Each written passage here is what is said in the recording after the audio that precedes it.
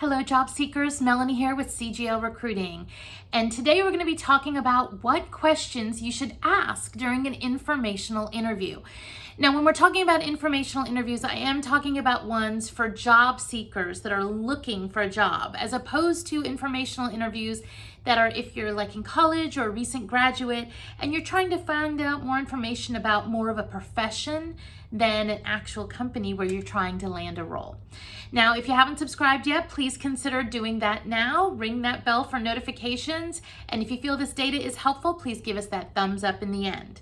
Now, if you don't know what an informational interview is, we have recorded a couple of other videos in this series. One is what is an informational interview for those of you that don't know.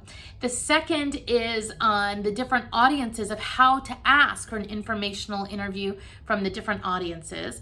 And then this one is going to focus on the structure of the informational interview and the questions that you should ask to get the result that you want, which is a job, hopefully. Okay, now let's focus in on what these questions are. And I want to remind you that an informational interview is not an interview where you're going in, attacking, looking for a job right out the gate. This is a time where you are actually going to be asking more questions and listening more than you're going to be talking in most cases. You are actually doing the interview on the other person. Now, you need to be really careful with these questions that you're not grilling the person and making them feel like they're on the spot. As much as you can, you do want this to be a conversation that ebbs and flows, where you do have the chance to show that other person what is great and special about you and why they would want to hire you. But you need to do it in a very, very soft way. And let's talk about that as well. Okay, let's get into our first question. So in our last video, we covered the different types of people that usually you're going to ask for an informational interview from. In this one, the first question you need to ask is going to be totally dependent upon who you're talking with. If it is somebody who is part of engineering versus somebody who is in the financial arena versus somebody in HR, you're going to want to structure your question differently. And you want to immediately capture the attention of that individual by looking through their lens. So if it is an HR person, you're probably going to want to focus on something around the culture of the organization, the mission, the vision, the values, something that's more about the most valuable asset, which is their people. If you're focusing on someone that your interview is with a financial person, you're going to want to focus on something more analytical, such as, the numbers of the company. Tell me about, I see that the company is in the Fortune 100. How do you think the company was able to achieve that? Something that's more analytical. If it's somebody that you've gotten this interview based on your profession, whether that is engineering, supply chain, or whatever, then that's the lens you want to look through for this first conversation. You want to ask a question like, I saw some of the engineered products that you have recently been developing. Can you tell me a little bit about those within the company and how your organization or your department fits into that new product development? The whole intention of this first question that you ask is to get the person that's across from you talking. You want them talking. That is the primary goal. So just like you in an interview, how you get nervous, when you do an informational interview, a lot of times the other person is a little bit nervous. So we're trying to break that ice. So your first question is going to be a little flexible, but you do want to base it around the lens of the person that you're actually talking to. Okay, let's move on to question number 2. Now, again, in the beginning part of this informational interview, I always believe that you're still trying to get the person on the other side to open up and to be talking. And an easy way for people to do that is to have them tell you their story. And so the question that I always recommend you ask as a follow-up is, can you tell me a little bit more about you and your path? What led you to this company and the role that you're in today? And that's going to open the door for the person to go down a path and saying, well, I graduated from the following college and I originally thought I was going to be doing this, but then I moved to this. The whole point is they're opening up and talking more and more about themselves and the company, and you're forming a connection and a bond. All right, let's move on to our next question. And this one is going to give you more information about the company than probably the last ones have. And that is, what is a typical day or week for you within the company? Tell me more about the day-to-day challenges and excitement about your role and how it fits in to the larger organization. Now, this is a question where you're going to really start getting more and more information about the company. And if you're lucky enough to be doing this informational interview with somebody in the same profession or in a job that is very, very similar to what you do or want to do, this is going to give you that inside scoop on the job. Now, for those of you that know me and have seen some of our videos on interviewing, I am not a fan of people taking notes during interviews. Go off and watch one of our interviewing videos and I will explain the big saga why I really think it works against you during an interview. But for informational interviews, it's different. And the reason for this is your goal here is to form a bond, a connection with somebody in the company, and also to get information about the company to see, one, are you interested in that organization now that you've gotten to know more about them, or are they really not aligned to you? And two, any of the information that you are getting as a job seeker is going to help you adjust your job search. And if you are fortunate enough to get an interview for an actual role with the company, it's going to give you great data for you to be able to answer those questions that you can highlight how your skills and experience fit within that company and that organization. Now, when you are taking notes though, boy, there's a balance here. The last thing that you want to be doing is having your pen and your paper and the entire time somebody's talking to you to be looking down writing. Because if you're doing that, then you're losing the bond connection that you're trying to get with this individual.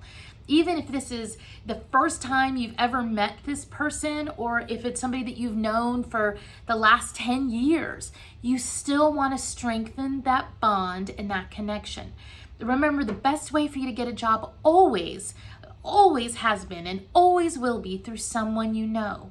The stronger the bond is and the stronger you are able to do in this informational interview, the better your chances of this person getting to go to you and say, oh, well, we do have this position, and now that I think about it, you'd be a good fit. Or when you're not in the room, for this person to be talking with the hiring manager in their company to say, hey, you know what? I met this person and I think she would be a really good fit for the organization. So you really need to be forming this bond in addition to getting some of those notes. So as much as you can, as you're taking your notes, try to maintain the eye contact and try to take just short things that you can fill in later when you have more time. The emphasis needs to not be on writing 1,000 words. It's just getting some key data, which you can then use later on.